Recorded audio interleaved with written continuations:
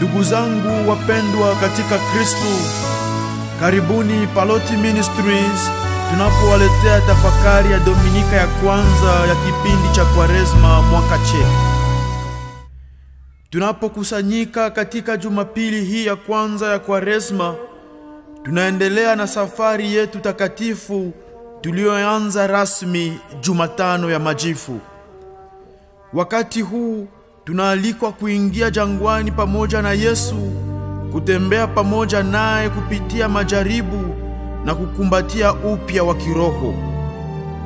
Kwaresma ni zaidi ya kujinyima, ni wito wa kutakasa mioyo yetu, kuimarisha uhusiano wetu na Mungu, kusogea karibu na upendo na neema ya Yesu Kristo na jirani zetu. Masomo ya leo yanazungumzia majaribu na mapambano ambao ni ya asili kwetu binadamu. Tunakumbushwa utambulisho wetu kama wa Kristo, kurudi katika chanzo chetu cha kweli cha uzima na maisha yaliyobadilishwa kwa neema ya Mungu. Katika somo la kwanza kutoka katika kitabu cha Kumbukumbu la Torati, sura ya 26, haya ya 4 hadi ya 10, Waisraeli wanaitwa kukumbuka historia yao ya wokovu. Wanaagizwa kuleta malimbuko ya mavuno yao kama sadaka ya shukrani kwa Mungu, wakikiri kwamba yote walio nayo na waliopokea ni zawadi kutoka kwake. Hii sadaka ni alama ya imani, ukumbusho kwamba neema ya Mungu inadumisha upendo wao. Tunapoingia katika Kwaresma, sisi pia tunaalikwa kutafakari baraka tele ambazo Mungu ametupa. Kama Waisraeli, tunaweza kutoa matunda ya kwanza kwa Mungu zaidi ya mali, ikiwa ni pamoja na kiini cha mioyo yetu, wakati wetu, upendo na kujitolea. Kwa kufanya hivyo, tunakubali kwamba vyote tulivyo navyo vinatoka kwake, tukijitolewa sisi wenyewe kwa maisha ya shukrani na huduma. Kwa kufanya hivyo, tunakubali kwamba vyote tulivyo navyo vinatoka kwake, tukijitolea sisi wenyewe kwa maisha ya shukrani na huduma.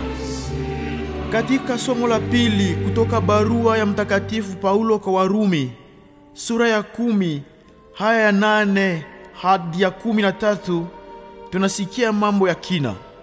Ukweli kwamba wokovu unakuja kupitia imani katika Yesu Kristo. Ukikiri kwa midomo yako kwamba Yesu ni Bwana na kuamini moyoni mwako ya kuwa Mungu alimfufua katika wafu, utaokoka.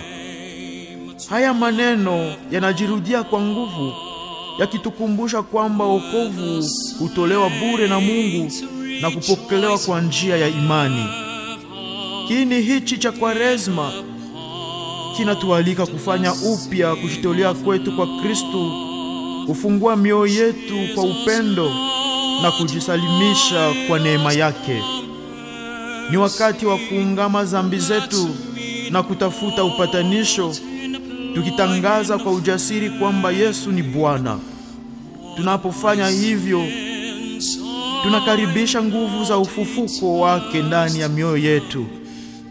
Kwaresma inatuita kwenye imani ya ndani zaidi na uhusiano wa kweli na yule ambaye anayetupenda upeo.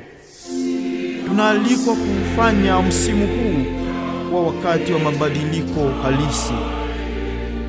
Katika somo la Injili ilivyoandikwa na Mtakatifu Luka, sura ya 4, haya ya 1 hadi ya 13, inasimulia majaribu ya Yesu jangwani. Baada ya kufunga kwa siku 40, Yesu anakabiliana na Ibilisi ambaye anamletea majaribu matatu: kugeuza mawe kuwa mkate, kumwabudu kwa nguvu za ulimwengu na kujaribu uaminifu wa Mungu. Katika kila tukio, Yesu anajibu kwa maandiko, akimpinga Ibilisi na kubaki mtiifu kwa mapenzi ya Mungu Baba. Majaribu ambao Yesu alikabiliana nayo yanafanana na yale tunayokutana nayo katika maisha yetu. Sisi pia mara nyingi tunajaribiwa kutanguliza matamanio ya haraka kuliko ustawi wa kiroho, kutafuta nguvu badala ya unyenyekevu, au kumtilia shaka ufunuo wa Mungu. Hata hivyo, Yesu anatuonyesha tumaini thabiti katika neno la Mungu kwa njia ya sala na utii na kujitoa kikamilifu kwa mapenzi ya Baba. Katika kipindi hiki cha Kwaresma, tunaalikwa kumfuata Yesu nyikani, tukikabiliana na majaribu yetu na kuchagua njia za Mungu. Tunaweza kupata nguvu kutokana na maandiko ambayo Yesu alizoea kuyatumia kuyapinga majaribu. Kama vile Mtakatifu Vicente Pallotti anavyosema, mimi mwenyewe siwezi kufanya chochote, ila kwa nguvu ya Mungu ninaweza kufanya kila kitu. Kwa hiyo, tuzame ndani ya neno la Mungu lililo hai na lenye nguvu kuliko upanga wa aina yoyote. Kupitia neno lake tunapata nguvu za kushinda majaribu na ujasiri wa kubaki waaminifu.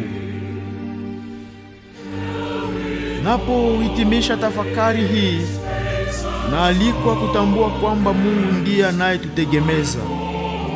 Tunaalikwa kukumbatia msimu huu mtakatifu kwa mioyo iliyo wazi, tukiwa na uhakika kwamba kupitia maombi, kufunga na kutoa sadaka, Mungu atatusogeza karibu zaidi naye.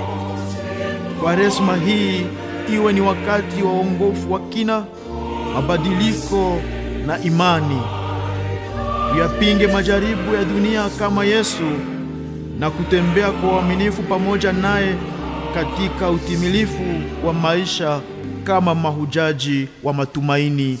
Amina.